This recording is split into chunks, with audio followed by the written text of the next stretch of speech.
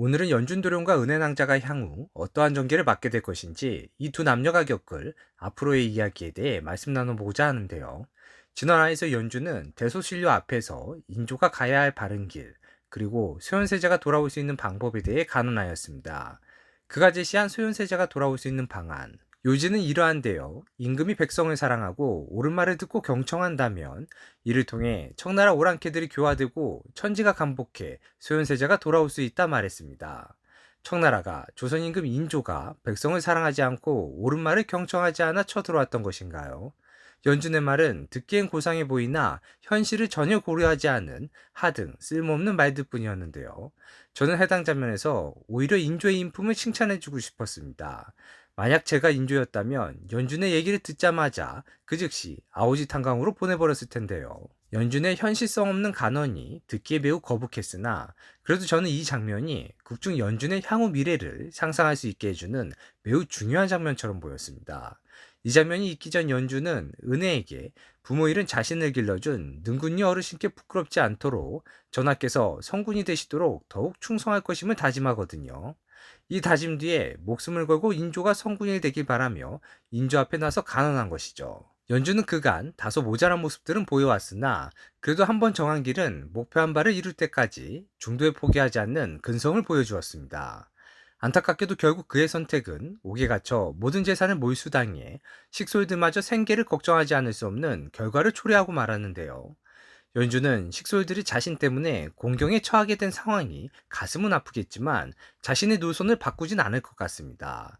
저는 이러한 연준의 모습에서 감히 김상원의 얼굴이 떠올랐는데요. 물론 김상원은 많은 이들의 존경을 받아온 인물로 연준과는 당초 비교의 급이 될 수 없지만 충절과 절개의 화신이었던 김상원, 연준 또한 전란 중 목숨을 잃을 것을 각오하며 충절과 절개를 지켜낸 인물로 해당 영역에서만큼은 김상원과 같은 선상에 놓아도 무방하다 생각하는데요. 이런 김상원과 남현준, 이들과 대비되는 인물은 당연 최명기과 이장현입니다. 최명기가 이장현 둘 모두 각자 중요하다고 생각하는 것들을 지키기 위해 또는 문제를 해결하기 위해 충절과 절개에 얽매이지 않고 실리에 따라 행동할 수 있는 인물로 같은 부류로 볼 수 있다 판단하는데요.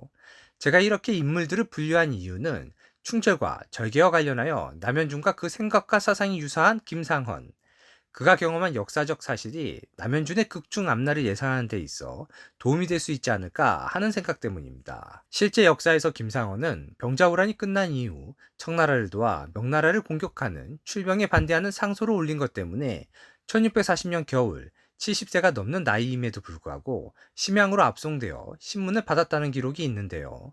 이때 우물쭈물하지 않고 당당한 모습에 청나라 관리들도 예사로운 사람이 아니라고 판단했다니 김상원, 확실히 보통 분은 아니셨던 것 같습니다. 남현준은 청나라의 문안인사 가는 일을 행할 수 없다며 거절해 옥에 갇히게 되었는데요.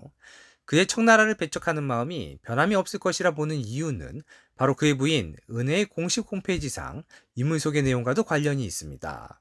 해당 내용에는 은혜가 훗날 회고하길 능군이에서 보낸 그 즈음이 은혜 인생에서 가장 아름다운 시절이었으며 이후에 닥친 시련은 참혹하여 차마 되새기기도 힘겨웠다라고 표현되어 있었는데요. 만약 남현준이 마음을 바꿔 서장관 임명을 받아들이는 선택을 했다면 비겁해 보일지는 모르겠으나 상황에 따라 충절과 절개를 잠시 모른 척하는 선택을 했다면 남현준은 큰 고초 없이 무난하게 별세 생활을 영위하였을 테고 그렇다면 그의 부인 은혜의 인물 소개를 안해 그녀의 미래가 참혹할 것이란 표현은 등장하지 않았을 것 같거든요.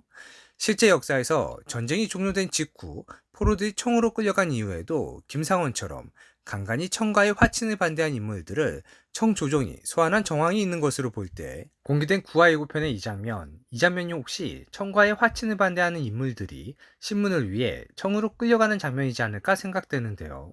이 무리와 함께 남현준이 끌려간다면 그의 부인 은혜는 어떤 선택을 하게 될까요? 은혜는 전란 중에도 멀리 도망가 살 길을 선택하는 대신 연준이 싸우고 있다는 곳으로 가 조금이라도 도움이 되고자 노력했던 모습을 보여주었거든요. 그런 그녀라면 끌려가 죽어 돌아올지 모를 연준을 쫓아 청으로 가는 그녀의 모습을 볼 수 있지 않을까 생각되거든요. 여인의 몸으로 홀로 청으로 간다면 은혜 그녀가 그곳에서 겪을 많은 시련과 고초는 불보듯 뻔하겠죠.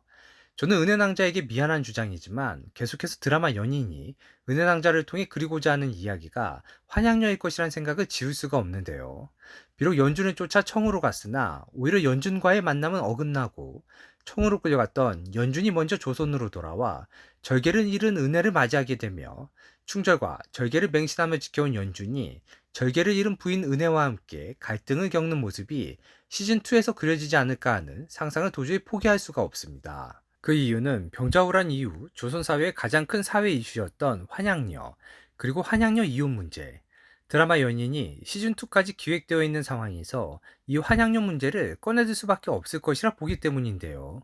그렇다면 연준과 은혜, 극중 이 커플보다 환양녀 문제를 표현하기 적합한 인물들이 더 있을까요? 충절과 절개를 위해 목숨도 걸 수 있는 연준. 가정이긴 하지만 남편을 위한 행동으로 절개를 잃고 은혜가 연준 앞에 서게 된다면 이보다 더 환양녀 문제를 다루기에 적합한 커플은 없다 보기에 오늘도 제 멋대로 무리하게 상상해 보았습니다. 지금까지 적중률 바닥 드세남이었습니다. 시청해주셔서 감사합니다.